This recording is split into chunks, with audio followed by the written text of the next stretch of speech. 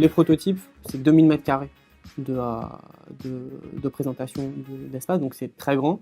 L'idée là, c'est qu'en taille réelle, on puisse vraiment affiner les détails et puis se rendre compte de manière très concrète de savoir si la restitution de tout ce qui a été imaginé, dessiné, rend l'usage très fonctionnel pour les utilisateurs. Les prototypes, c'est quand même un outil de travail qui nous aide, nous donne des possibilités d'optimisation, des mises au point. Un prototype comme ça nous permet effectivement de remettre au point les choses, les volumes, notamment la lumière, la matière, qui tout ensemble participent à l'expression de l'espace.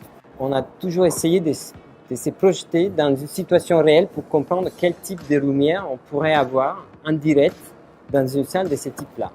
Donc, je dirais que l'espace lié à la lumière qui arrive dedans, aujourd'hui, c'est la plus belle surprise qui nous a fait dans ce type de prototype. Les prototypes, c'est la première fois qu'on va pouvoir voir en grandeur réelle tout ce qu'on était imaginé sur plan, sur lequel on a pu réfléchir avec les utilisateurs, l'architecte, le partenaire privé, le constructeur. Donc c'est une étape un peu cruciale avant la mise en œuvre. Donc, effectivement, il y a une part non pas de pression, mais d'enjeu relatif à la présentation de ces espaces. En même temps, c'est une sécurité parce que ça va nous permettre de caler les détails avant. C'est une étape importante du projet. En fait, les prototypes, c'est une espèce de salle de gym où on se met tous en marche pour créer une synergie parmi tous les corps d'État. Il n'y a pas mieux que se trouver face à la complexité d'un espace où il faut intervenir à plusieurs niveaux. Au niveau corps d'État technique, au niveau corps d'État architecturaux. Si tout le monde a la conscience de comment les choses vont être mises face à face, je suis sûr, convaincu que le résultat sera meilleur parce que chaque intervenant mettra le mieux de lui-même. On constate que ce prototype a été un exercice de ce type-là.